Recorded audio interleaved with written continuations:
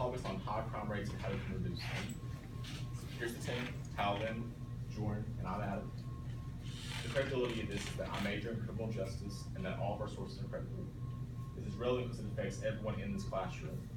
So, according to neighborhoodscout.com, which is on Fargo crime rates, accessed October 24th, 2016, Fargo scores a 20 out of 100 on the crime index, 1 being completely unsafe, 100 being completely safe. Last year, 412 violent crimes were reported to Fargo police, 4 murders, 82 rapes, 76 robberies, and 250 assaults. That's a pretty large number for such a small community. So, we want to talk today on increasing community policing, maintaining their program, and reforming mandatory minimums, all in an attempt to lower crime rates. So how is this a community issue? Well, because it affects everyone in this classroom, all of Fargo, and communities across the nation. So, how then are we talking on the use of community policing programs? Joren's talking on why we should maintain the DARE program. And I'll talk on why mandatory minimums are more hurtful than helpful. So let's first look at how we can implement more community policing programs to lower the crime rate. First, before we talk about why there is community policing, let's talk about what is community policing. From Burders, Varinas, use and effectiveness of community policing in the democracy at ncjr.gov. There are 3 types of community policing models, which are crime preventing and peace preservation policing, and communications policing, and community building policing. So besides that, you might have heard neighborhood watch programs. Neighborhood watchers have been around for a long time. People associate them with peeking out of windows and being overly noisy neighbors. It teaches the residents how to deter and detect suspicious activities. The benefits of organizing and participating in a neighborhood watch program translate into a higher quality of life. So what advantage does community policing have? First, it reduces the fear in the community. The residents feel more secure with an increase in police presence in the neighborhood. This feeling of security helps the police establish trust within the community. As citizens become more active in taking care of their community, thus they start to understand what officers actually do on a day-to-day basis. Another advantage is that community policing is flexible and capable of changing. Solutions and strategies change as community changes. Community policing allows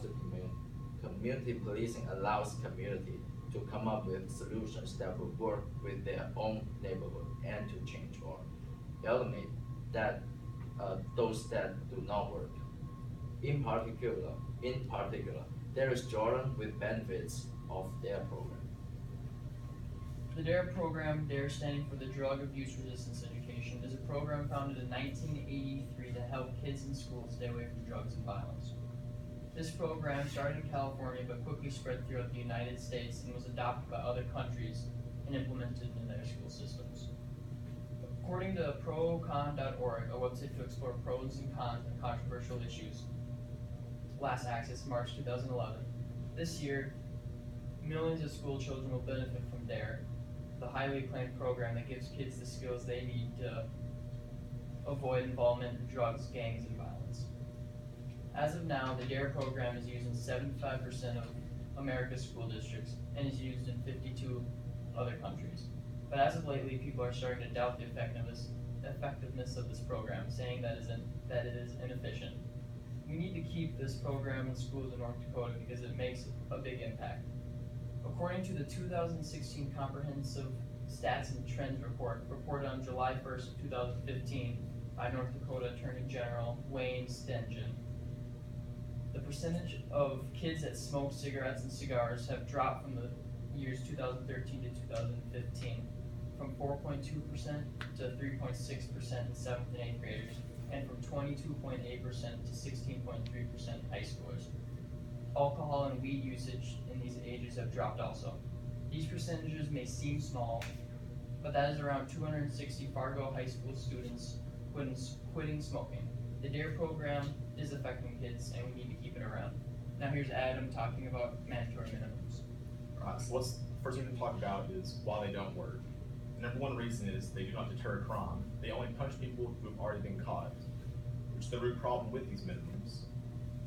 Taxpayers spent almost $60 billion in 2012 alone on prisons and jails, increasing community, increasing the police population. With this increase in funding for police, prisons, the Department of Justice has to increase the amount of funding cut for police personnel and crime-fighting personnel, which actually leads to the increase in crime rate. A Pennsylvania study was done where they went to see the impact that mandatory minimums had on crime rate. A poll was taken. 49% of people could not tell which charges did and did not have a mandatory minimum associated with it. However, majority of criminals who were convicted could tell the difference, which shows that disparity again. Who really knows about it? Who's affected by it? Mandatory minimums. Do they tell people who will commit crimes or who will go back to jail? The study found there was no impact for mandatory minimums. The two biggest things were age and prior arrest records. So how can we reform these mandatory minimums?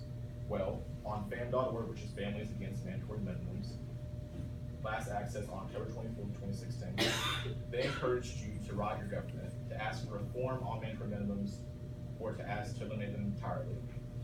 Or you could just fund the website, fam.org, which actually fights on the behalf of families affected by these minimums, and they too push for reform.